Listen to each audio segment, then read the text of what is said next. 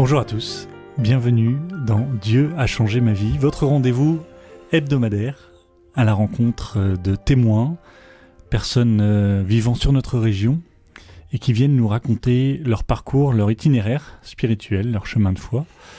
Aujourd'hui, je reçois un jeune homme de 34 ans, Yann Philben. Bonjour Yann. Bonjour.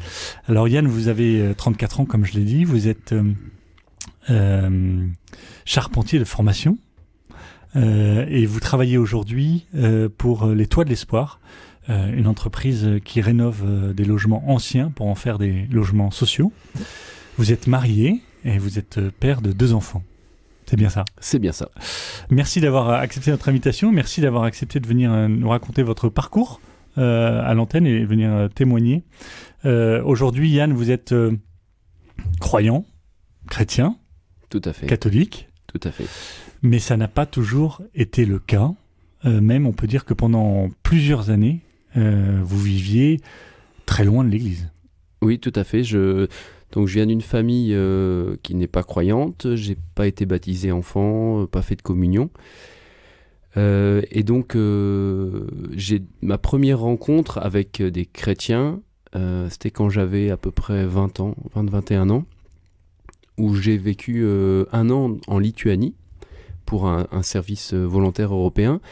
Et dans le bus du retour, il se trouve que j'étais assis à côté d'un moine. Donc un jeune moine qui avait à peu près mon âge et qui était habillé en bure. Donc ça m'a beaucoup intrigué. Et je me suis mis à discuter avec lui. Et, assez logiquement, on en est venu à parler de Dieu. Alors vous me racontiez comment vous avez fait pour en antenne, vous aviez un peu peur d'entrer en contact avec lui, vous saviez pas comment faire, c'est ça? Oui, c'est ça. C'est que j'avais entendu qu'il était francophone, parce j'ai découvert après qu'il était belge. Et donc, comme je voulais discuter avec lui, à une pause, j'avais pris un livre en français, et que j'ai montré ostensiblement devant lui. Voilà, pour bien lui montrer que j'étais français, et ça a marché puisqu'il m'a adressé la parole, parce qu'il y avait beaucoup de Lituaniens, d'étrangers, on était très peu de francophones dans le bus. C'est comme ça qu'on est entré en relation. Alors, donc, vous avez grandi loin de l'église, vos parents vous emmenaient pas spécialement à l'église? Non, pas du tout. Non. Donc une enfance... Est-ce qu'ils vous en parlaient de manière négative ou vous en parlez pas du tout? Non, on n'en parlait pas du tout. Enfin, moi, je connaissais vraiment rien à l'église, à la foi, juste les quelques petites choses qu'on entend dans les médias, pas toujours positives. D'accord. Ah oui, d'ailleurs, vous vous souvenez à l'époque de l'image que vous aviez de l'église quand vous en étiez loin? Pour moi, les seules choses de l'église dont je me souviens, c'était tout ce qui tournait autour de la morale sexuelle. Les premières fois où j'ai rencontré des croyants, ma première question, ça a été pourquoi le pape est contre le préservatif? C'est la seule chose que j'ai pu lui demander, la seule chose que je savais. C'était ça l'image que vous renvoyez les médias? C'est ça. Donc, vous êtes en Lituanie, vous rencontrez ce moine dans le bus et vous commencez à lui parler. Alors là, qu'est-ce qu'il vous dit? Il me demande ce que je pense de Dieu. Je lui ai dit pas grand-chose ou pas forcément du bien. Et puis on s'est mis à discuter et il m'a raconté, il m'a parlé de sa communauté. En fait, il vient de la fraternité Tibériade, qui est une petite fraternité en Belgique, près de Namur. Et ils ont un mode de vie très franciscain, donc il me racontait un peu leur mode de vie de tous les jours, le travail manuel, le jardin, les animaux. Et c'est des choses qui m'ont beaucoup parlé. Plus que la foi, mais c'est leur mode de vie qui m'a vraiment touché. Parce qu'à l'époque, vous étiez déjà intéressé par la vie à la campagne ou... Oui, c'est ça. J'étais dans une période où ce qui m'intéressait, c'était une vie communautaire. J'étais assez engagé dans des milieux écologistes à Lille pendant mes études. Et j'avais vraiment ce désir d'une vie communautaire. Simple, voilà, dans peu d'argent, les animaux, le jardin, et toutes ces choses. Et tous les exemples dont j'entendais parler dans ces milieux-là, c'était souvent des exemples qui, au bout d'un moment, qui fonctionnaient pas. Les gens se disputaient pour des histoires d'argent, des histoires de femmes, de plein de choses. Et la difficulté de tenir une vie communautaire. Et alors là, donc ce moine vous attire sans le savoir peut-être en vous parlant de sa vie. C'est ça. Donc il me témoigne de ce dont ils vivent. Et il m'a proposé de venir. Il m'a dit si un jour ça t'intéresse, tu peux passer, venir découvrir ce qu'on vit. Et donc plusieurs mois après, j'y suis allé, comme ça un peu, j'avais du temps et je suis parti en stop. Et puis quelqu'un m'a déposé un jour devant la communauté. Vous vous êtes dit en fait un jour, c'est revenu plusieurs mois après? Ouais, je vous ai dit, tiens, si j'allais les voir finalement. C'est ça, je me suis dit, j'avais du temps, j'étais à la fac, et je dis pourquoi pas, je pourrais profiter d'un temps pour aller voir ce dont il me parle. Je pense qu'on s'était peut-être écrit ou même pas, voilà, j'avais ce désir d'y aller. À l'époque, vous aviez quel âge ? 21, je pense. D'accord, 21 ans. Vous prenez votre sac à dos, puis vous partez voir cette fraternité en Belgique. Voilà, donc je pars en stop vers Namur. Et puis de saut de puce en saut de puce, quelqu'un me dit « Ah, Tibériade, oui, je connais », il m'a déposé devant. Et je débarque là. J'avais juste laissé un message sur le répondeur quelques jours avant en disant que j'arrivais. Puis je me suis retrouvé devant ce frère Frédéric. Qui se souvenait de vous ? Ah, qui se souvenait très bien de moi, qui était très heureux de me voir là. Et donc voilà, j'ai passé une semaine là. Et il m'a expliqué un peu comment ça fonctionnait. J'ai bien précisé au supérieur que j'étais pas croyant.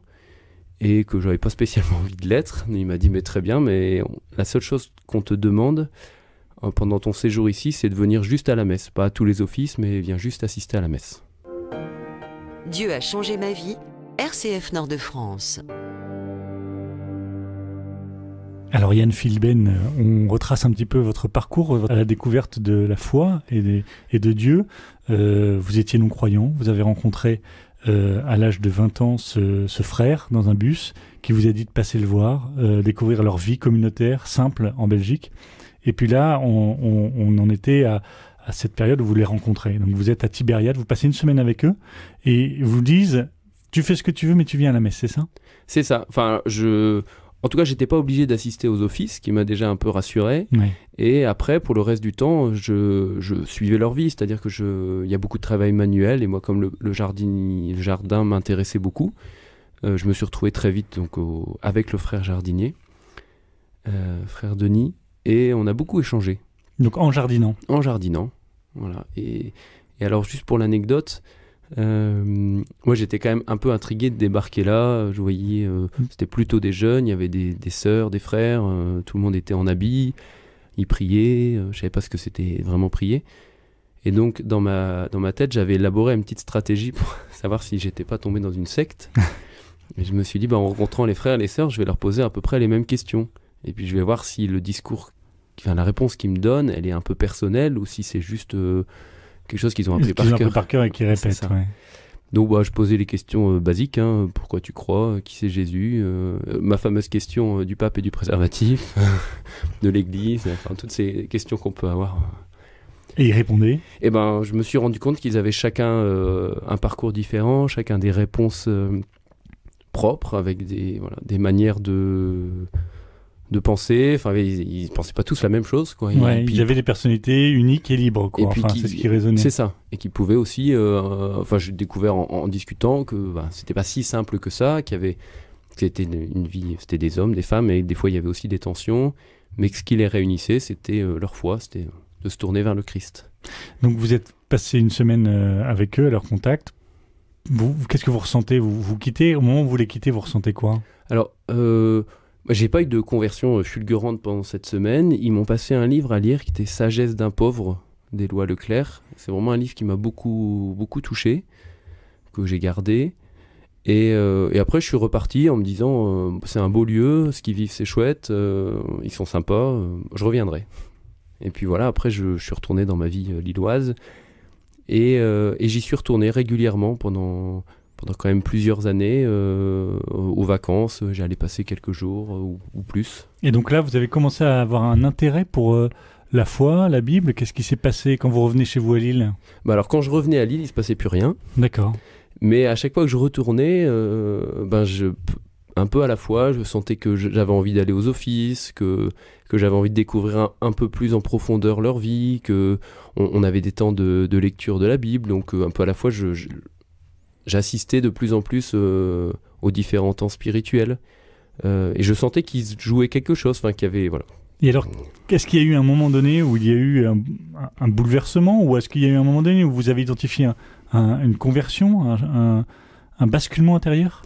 J'ai senti que ce qu'ils vivaient me touchait, que ce que je découvrais de la foi aussi me touchait, ça me parlait beaucoup. Et à un moment, plusieurs fois, ils m'ont demandé, avec le temps quand même, si j'y suis allé quand même pendant 3-4 ans, est-ce que je pensais au baptême, est-ce que c'était quelque chose qui me... Et je me suis dit, il faut faire un pas. Enfin, si je sens qu'il y a là quelque chose à vivre, je peux pas toujours rester en spectateur, un peu protégé en me disant non, le baptême plus tard. Et les premières fois, je disais non. Et puis vraiment, à un moment, le frère Marc m'a demandé si je voulais partir. Ils ont une petite fraternité au Congo. Et comme à l'époque, je donnais des cours de français, si je voulais aller passer quelques mois là-bas, j'avais refusé une première fois et l'année d'après, j'ai accepté en me disant que voilà, il fallait oser un peu si je pensais qu'il y avait quelque chose de beau à vivre.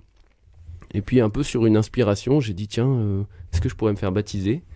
Est-ce que je pourrais profiter de ce temps là-bas pour vivre un temps de catéchuménat voilà, Donc vous avez été préparé au baptême au Congo ? C'est ça. Et baptisé ? Et baptisé au Congo.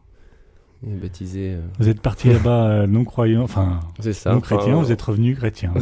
On peut dire ça comme ça, ouais. Merci beaucoup Yann Philbel en tout cas de nous avoir un petit peu livré votre chemin qui nous donne à contempler l'œuvre de Dieu dans votre vie.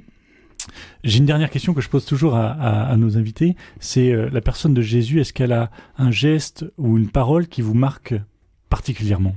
Alors moi, quand j'y pense, il y a vraiment cette parole de Jésus qui dit « Je ne suis pas venu pour être servi, mais pour servir ». Ça a été vraiment une grande découverte pour moi, c'est cette idée qu'il n'y avait pas que soi, mais c'était vraiment dans le don aux autres qu'on trouvait un sens à notre vie, quoi. C'est vraiment cette parole du Christ qui m'a souvent beaucoup touché. Merci beaucoup Yann Philbel.